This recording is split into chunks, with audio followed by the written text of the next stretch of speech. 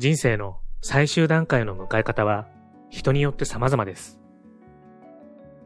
酸素呼吸器をつけながら息子さんの結婚式に出席したお父さんもいました。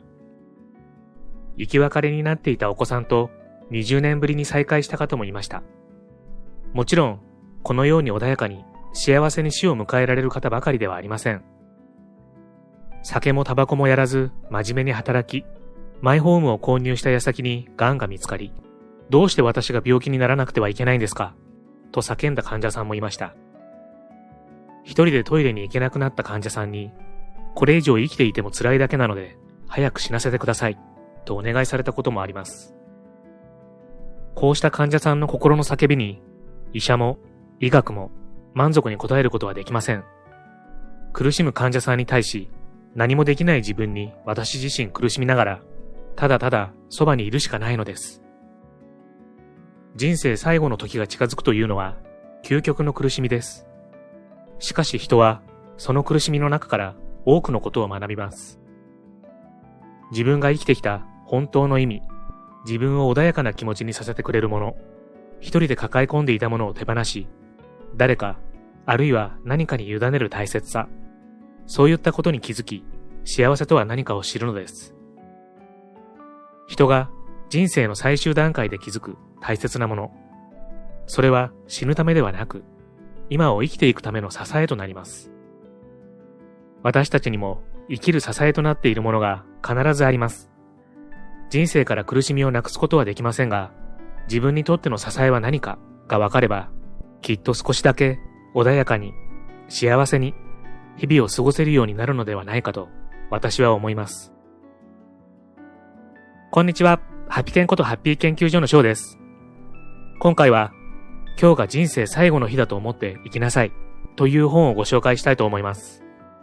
著者は小沢武俊さん。救命救急センターやホスピスでの勤務を経て、在宅医療専門のめぐみ在宅クリニックを開設。これまでに3000人以上の患者さんを看取ってこられた彼が、この看取りを通して学んだ後悔のない最後を迎えるための生き方を教えてくれている本になります。タイトルにもある通り、今日が人生最後の日だと考えると、普段の何気ない生活が当たり前ではなくなり、心を乱す様々な悩みを整理し、手放すきっかけを作ってくれると思うんです。人生最後の苦しみを受け入れた方々は、本当の意味で自分に必要なものは何なのか、大切に思っているものは何なのかに気づかされると言います。それはきっと、今の私たちにとっても大切なものだと思うんです。本動画では、小沢さんが看取りを通じて得た学びのいくつかをご紹介したいと思います。とても考えさせられる内容ですので、ぜひ最後までご覧くださいませ。ハッピー研究所では幸せになるためのいろいろなノウハウをご紹介しています。よろしければチャンネル登録していただけると嬉しいです。最後の日を正しく迎えるために、一日一日をきちんと終えていく。命が終わりかけたとき、その人が生きた意味がわかる。まずはじめにお聞きします。もし今日が人生最後の日だとしたら、あなたはどう生きたいですか？最後の瞬間まで仕事に全力を注ぎますか？それとも愛する家族と共に過ごしますか？答えはおそらく人によって様々でしょう。どのような答えであろうと、あなたが選んだものがあなたにとっての正解であり、あなたにとって本当に大切なことです。多くの人は死が目前に迫った時、自分には時間がない、明日は来ないかもしれないという思いに苦しみます。人は普段、明日があると思っているからこそ、夢や希望を抱いて生きていくことができます。明日がないというのは究極の絶望なのです。しかし、そのような中で、人はただ苦しむのではなく、大切なことを学びます。日々の忙しさや様々なしがらみ、思い込みなどから解き放たれ、人生の最後を穏やかな気持ちで過ごすには何が必要かを真剣に考えるようになり、自分にとって本当に大切なことに気づくのです。体にたくさんの管をつけながら、本当に動けなくなるギリギリの瞬間まで仕事をしていた女医さんもいました。可能な限り会いたい人に会うことを選んだ人もいます。一方で、特別なことは何もせず、家族や愛する人と共に、静かに最後の時を迎えた人もいます。また、多くの患者さんは死が近づくにつれ、自分の人生を肯定するようになります。たとえ、それまで自分の人生には華々しいことは何もなかった、つまらない人生だったと思っていた人でも、自分なりに地道に働き、会社の役に立った、家族の幸せのために一生懸命頑張ったと考えるようになるのです。家族や恋人、友達、仕事、趣味など、その人にとって本当に大切なものは、大抵身近なところにあります。そして人は死が目前に迫って初めて大切な者たちと過ごしてきた日々の価値に気づくのです。今日が人生最後だと思った時にようやくわかる自分にとって一番大切なもの。それこそが健康な時にも死を目前に控えた時にも皆さんの人生や心を支えてくれるのです。何でもない今日に感謝できる人は本当の幸せを知っている。どんな成功の日々も平凡な日常に勝らない。ただ生きているだけで十分に価値がある。今日が人生最後の日と想像したとき、わかることは他にもあります。それは日常というもののありがたさです。私たちは普段、お金が欲しい、出世したい、美味しいものが食べたい、海外旅行に行きたいなど、様々な欲望を抱えて生きています。そうした欲望はもちろん前を向いて力強く生きていくための原動力になりますが、欲望が満たされないと、心の中に不満や苦しみ、悩みが生まれることもあります。そして病気になったり年を取ったりして、体が思うように動かせなくなると、欲望のあり方は変わります。それまで美味しいものが食べたいと思っていた人が、もう一度自分の口で食事をしたいと思い、海外に行きたいと思っていた人が、もう一度自分の足でトイレに行きたいと思うようになる。つまり、当たり前の日常を望むようになるのです。地震や火事といった災害に遭遇したとき、何らかの事件に巻き込まれたとき、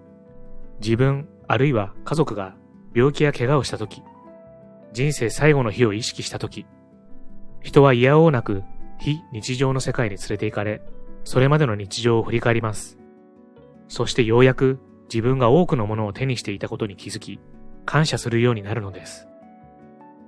そう考えると、常に今日が人生最後の日だという意識を持つことで、日々の生活を大切にできそうな気がしますが、残念ながらそれは簡単なことではありません。人が非日常を抱えながら日常を生きることはほぼ不可能なのです。例えば東日本大震災が発生したとき、多くの人が日常のありがたさに気づき、感謝したはずです。しかし、あれから数年経った今でも、その思いを持ち続けている人はどれくらいいるでしょう。非日常というのは、とても過酷で疲れるものです。だからこそ人は、非日常が長く続くと、自分の心身を守るために、非日常を忘れよう、日常に戻ろうとします。死というものを意識しながら生活し続けるのが難しいのもそのためであり、常に緊張感を持って毎日を生きるというのはあまり現実的ではないんです。一見平凡な日々を淡々と長く積み重ねていく日常。一時的に何かに集中したり、日常を振り返ったりする機会を与えてくれる非日常。人ができるだけ悔いなくよく生きるためには、日常と非日常、両方の大切さを知り、使い分けていく必要があると思います。もし毎日の生活をつまらないと感じているなら、時々で構いませんから、今日が人生最後の日だと想像し、非日常の視点から日常を眺めてみましょう。食事が取れること、布団でぐっすり眠れること、大事な人といつでも会えること、特別なことはなくとも、普段当たり前に過ごしている日常が、いかに輝きに満ちた、かけがえのないものであるかがわかるはずです。やらずに後悔して、この世を去ることが一番辛い。今の自分が絶対ではない。間違ってもいい。しかし、何もしなかった後悔は癒されない。したいこと、やらなければならないことがたくさんあるのに、ついつい先送りにしてしまうという人は少なくないでしょ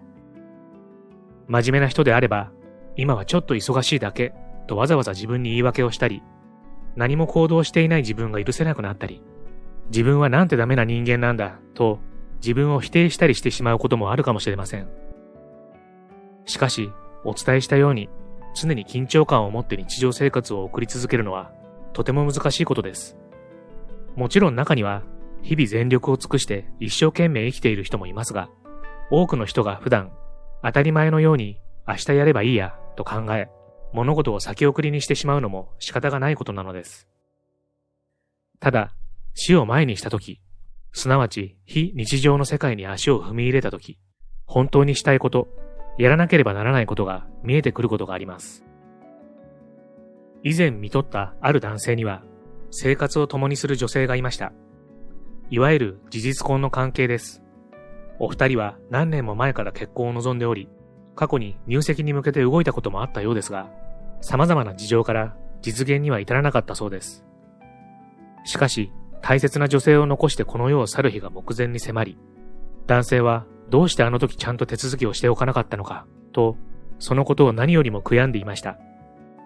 そこで、在宅緩和ケアチームが動き、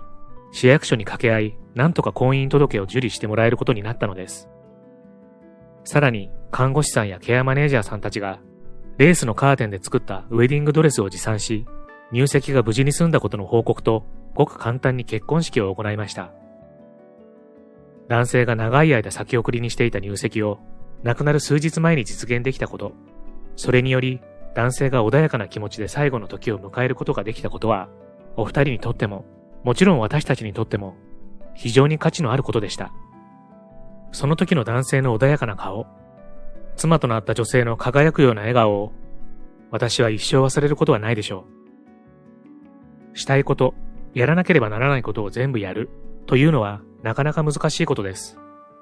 人間は欲の塊です。すべての欲を完璧に叶えることはできません。でも、今日が人生最後の日だったら、と想像し、もしやっておかなければ絶対に後悔するということがあれば、健康なうちに手をつけておいてもいいかもしれません。それがおそらく自分を受け入れ、幸せに生きるためにも、心残りなく穏やかな気持ちで死を迎えるためにも、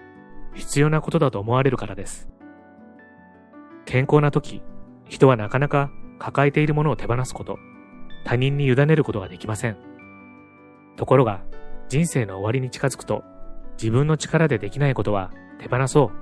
他人に委ねようと思うようになります。そこで人はようやく自分を縛っていたこだわりから解放され、本当の幸せに気づくことができるのです。自分でちゃんとやらなければという思いにとらわれ、苦しんでいる人は、ぜひ一度、今日が人生最後の日だったらと想像し、手放したり他人に委ねたりできることがないか考えてみてください。真実は死を前にして大切だと思えるものに宿る。自分が果たしてきた役割に気づけば、これでいいと自分の人生を肯定できる。自分の容姿や能力、持ち物、あるいは夫の仕事や子供の成績などを他人と比べ、優越感を覚えたり、劣等感に苛まれたりしてしまう。そんな経験をしたことのある人は少なくないはずです。隣の芝生は青いということわざがありますが、昔から多くの人が自分と他人を比べ、一喜一憂してきたのではないかと思います。この比較の価値観によって、劣等感や苦しさばかりが増したり、自分の価値に気づけなかったりするようであれば、それこそ今日が人生最後の日だと想像してみるといいかもしれません。死を目前にすると、比較の価値は全く意味を持たなくなります。どれほど社会的立場があろうと、財産があろうと、才能があろうと、死を逃れることはできないし、心穏やかに最後の時を迎える上で、それらが役に立つわけでもありません。他人よりもいい暮らしがしたい、他人よりも幸せな人生を送りたい、と必死に努力してきた人が病気であること、残された時間が短いことが分かった途端、将来の夢もアイデンティティも失い、自分の人生は何だったんだろうと悩み始める。そんなケースを何度も見てきました。人が自分にとって本当に大切なもの、本当に自分を支えてくれるものに気づくのはまさにその時です。それは家族かもしれないし、友人や仕事仲間かもしれません。あるいは社会や他人のために何かを残すことかもしれません。もしかしたら本を読むこと、ゲームをすることという人もいるかもしれません。いずれにせよ、健康な時には比較の価値観に振り回されてわからなかったことがわかるようになるのです。この社会で生きていく上で、時には他人との比較が必要になったり、それが役に立ったりすることももちろんあります。ただ、それ以外にも大事なことがあるということに気づけば、真の意味で自分自身を肯定することができ、より穏やかな気持ちで生きられるようになるはずです。大切な人へ手紙を書くと死が怖くなくなる。未来へつながっていくと分かれば、体が滅びても心は穏やかになる。著者である小沢さんのめぐみ在宅クリニックでは、ディグニティセラピーというものを取り入れているそうです。これは人生の中で最も思い出深い出来事や大切な人に伝えておきたいことなど、患者さんにご自分の人生を振り返っていただくというものです。そして質問の答えを元にしながら、スタッフが大切な人への手紙を患者さんと共に完成させるんだそうです。ディグニティセラピーには2つの大きな目的があります。まず1つは、患者さんが自分自身やご自分の人生について考えるきっかけを作ることにあります。質問に答えるためには、様々な記憶を掘り起こさなければなりませんし、自分一人で考えていてはまとまらない思考も、人に話すことで次第に輪郭がはっきりとしてきます。その過程で、ご自分が生きてきた意味に気づき、人生を肯定できるようになる方が少なくないのです。ディグニティセラピーのもう一つの目的は、この手紙を残される方々の心の支えにしていただくことです。大切な人が自分の人生をどう捉え、自分に何を伝えたかったのか、それが明確に伝われば、残された方も、個人は本当に幸せだったのだろうか、悔いや心残りはないだろうか、と悩み、苦しむことが少なくなります。ディグニティセラピーは、人生最後の時が近づいている人だけでなく、悩みや苦しみを抱え、自分や自分の人生を肯定できずにいる人にとっても有効だと思います。9つの質問に沿って導き出した答えをノートに書いてみてもいいでしょう。これから質問の内容をお伝えしますので、ぜひやってみてください。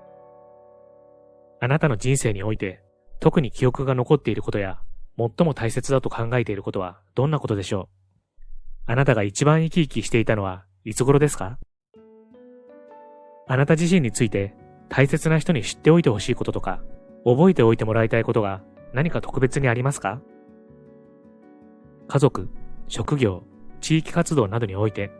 あなたが人生において果たした役割のうち、最も大切なものは何でしょう？なぜそれはあなたにとって重要なのでしょう？あなたはなぜそれを成し遂げたのだと思いますか？あなたにとって最も重要な達成は何でしょうか？何に一番誇りを感じていますか？大切な人に言っておかなければならないと未だに感じていることとか、もう一度話しておきたいことがありますか？大切な人に対するあなたの希望や夢はどんなことでしょう？あなたが人生から学んだことで他の人たちに伝えておきたいことはどんなことですか？残しておきたいアドバイス、ないし導きの言葉はどんなものでしょう？将来、大切な人の役に立つように残しておきたい言葉、ないし指示などはありますか？この永久記録を作るにあたって含めておきたいものが他にありますか？今日が人生最後の日だと考えることが本当の自分を知ることができる。余計なものを背負い込み、余計な感情で悩み苦しんでいるのかがわかるんだと思います。例えば、月に一度でも半年に一度でも今日が人生最後だと考える日を作ってみてもいいなと思いました。大切にするもの、手放すべきものを認識して、また普段の生活を過ごせることに感謝ができるんじゃないかなと思います。本書にはまだまだたくさんのエピソードがあるのですが、どれも本当に頷けるものばかりで、自分だったらどう考えるだろうと思いながら読みました。気になった方はぜひ読んでみてはいかがでしょうか。最後までご視聴ありがとうございました。これからも皆様の幸せづくりに役立つ情報をまとめていきたいと思いますので、チャンネル登録や高評価をしていただけるととっても嬉しいです。また次回の動画でお会いしましょう。皆様に幸せが届きますように。